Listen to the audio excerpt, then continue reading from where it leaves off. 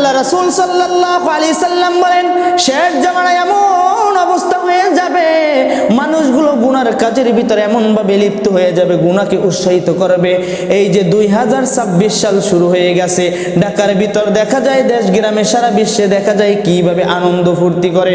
ও দুনিয়ার মুসলমানের দল, এটা তো মুসলমানের জন্য কোনো উৎসব না। তোমার বছর শুরু হবে মুহররম মাস থেকে, তোমার বছর ইংরেজি মাস থেকে তোমার শুরু হবে না। আর যদি এত আনন্দ উৎসব করতে হয়, আল্লাহর কাছে দুহাত তুলে ক্ষমা চেয়ে নাও।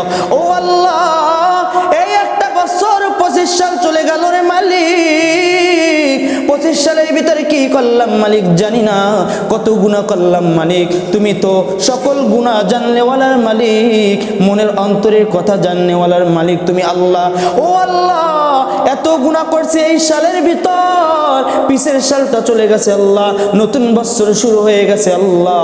নতুন বছরে জানি মাওলা তোমার ইবাদতে মশগুল থাকতে পারে, সেই তৌফিক দানকে দাও।